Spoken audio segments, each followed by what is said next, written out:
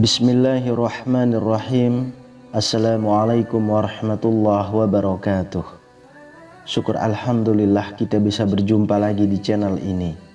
Sholawat dan salam selalu dan tetap tercurahkan kepada junjungan kita Nabi besar Muhammad sallallahu alaihi wasallam. Allahumma sholli ala sayyidina Muhammad wa ala ali sayyidina Muhammad. Harapan dan doa saya semoga saudaraku semuanya selalu diberikan kesehatan, dilapangkan rezekinya, diampuni dosa-dosanya, dan dipanjangkan umurnya. Amin ya rabbal alamin. Sahabat beriman yang dirahmati Allah, ada 4 larangan yang hendaknya dihindari saat mengerjakan sholat tahajud. Melakukan salah satu dari 4 larangan ini berarti menyalahi sunnah yang bisa mengurangi atau bahkan bisa menghilangkan pahala keutamaan sholat tahajud. Lalu apa saja 4 larangan itu? Yang pertama adalah mengerjakan sholat tahajud lalu meninggalkannya. Dulu ia rajin mengerjakan sholat malam dan tahajud, namun sekarang ia tinggalkan. Ia hanya ingat sholat tahajud ketika susah saja, ketika mendapati masalah, terhimpit hutang atau dirundung duka. Namun ketika kondisi lapang, senang, dan bahagia, ia lalu lupa dengan meninggalkan sholat tahajud itu. Sholat tahajud yang seperti ini mendapat kritikan dari Nabi Shallallahu Alaihi Wasallam. Sebagaimana dahulu beliau pernah berpesan kepada Abdullah bin Amr bin As, "Wahai Abdullah, jangan kamu seperti si fulan. Dulu ia rajin sholat malam, lalu sekarang ia meninggalkan bangun malam." Hadis riwayat Bukhari dan Muslim. Sholat tahajud bukan dilakukan ketika susah saja, ketika ditimpa masalah, dililit hutang atau dirundung duka. Namun ketika lapang pun, ibadah tahajud harus tetap dilakukan. Rasulullah Shallallahu Alaihi Wasallam bersabda, "Kenalilah Allah di waktu lapang, niscaya Allah akan mengenalimu ketika susah." Hadis riwayat Ahmad.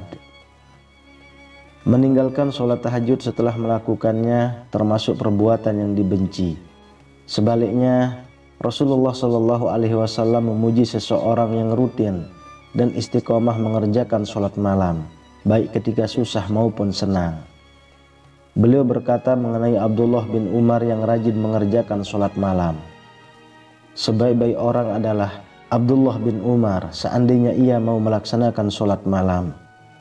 Salim berkata, setelah dikatakan seperti ini, Abdullah bin Umar tidak pernah lagi tidur di waktu malam kecuali sedikit. Hadis riwayat Bukhari dan Muslim.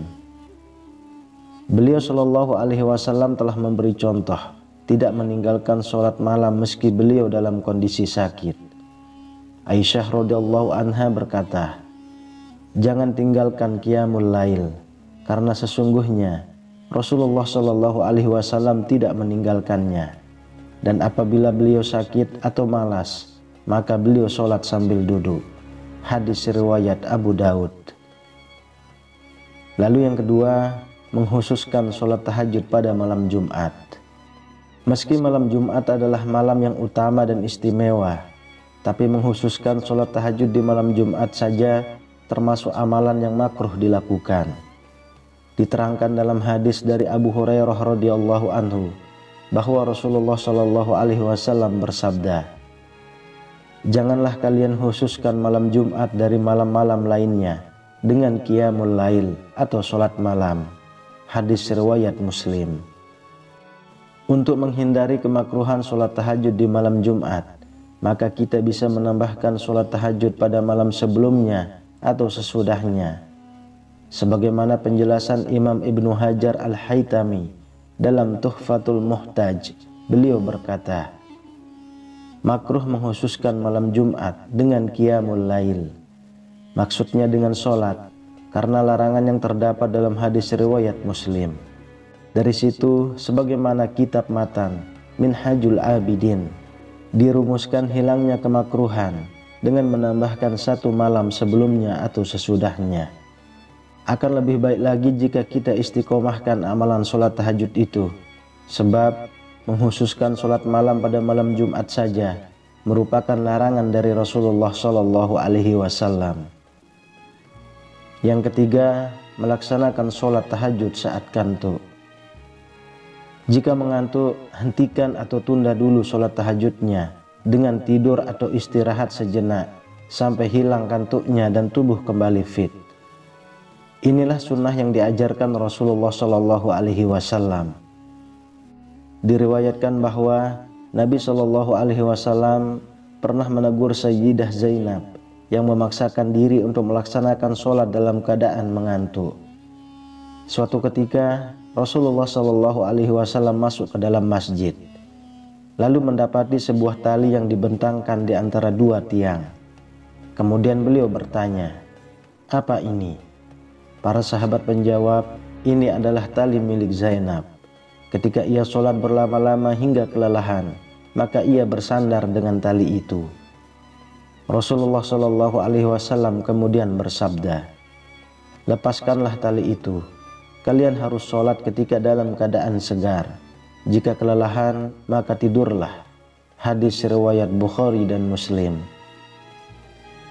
Memaksakan sholat dalam kondisi mengantuk itu dilarang, sebab akan memberatkan, menghilangkan kekhusyuan, bahkan bisa mengakibatkan kesalahan dalam sholat.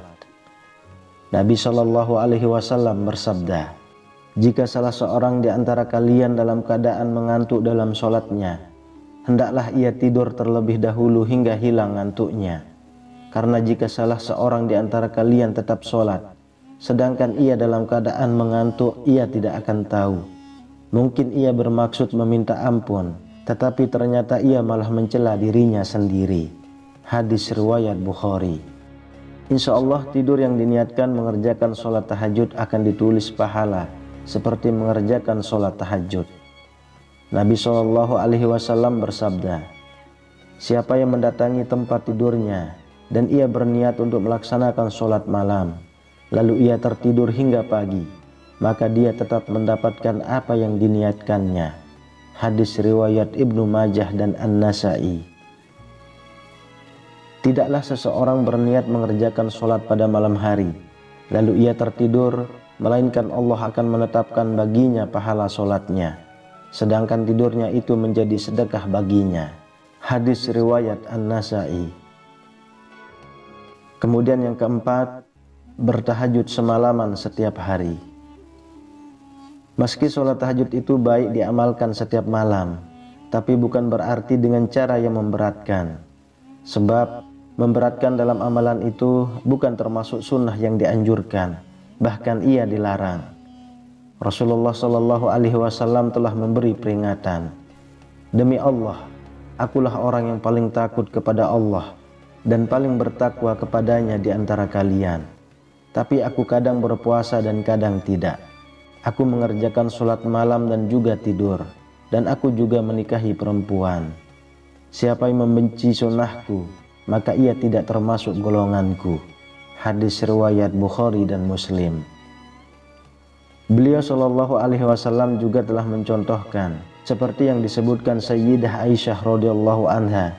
Ia berkata, "Aku tidak pernah melihat Rasulullah Shallallahu Alaihi Wasallam mengerjakan qiyamul lail semalaman sampai subuh, dan tidak pula pernah melihat beliau berpuasa berturut-turut kecuali di bulan Ramadan." Hadis riwayat Muslim. Maka dalam melaksanakan sholat tahajud itu tidak boleh berlebihan hingga memberatkan, yang akhirnya terputus di tengah jalan. Apalagi jika sampai melalaikan kewajiban yang seharusnya ditunaikan, maka yang demikian ini jelas dilarang dan menyalahi kesalahan. Amalkan sholat tahajud itu semampu kita menurut kemampuan masing-masing, sehingga mudah diistiqomahkan. Nabi Shallallahu Alaihi Wasallam memerintahkan, "Lakukan amal-amal yang kalian sanggup melaksanakannya, karena Allah tidak akan merasa bosan hingga kalian sendirilah yang merasa bosan."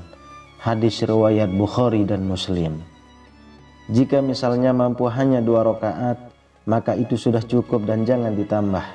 Lebih baik sedikit tapi istiqomah daripada banyak tapi terputus di tengah jalan.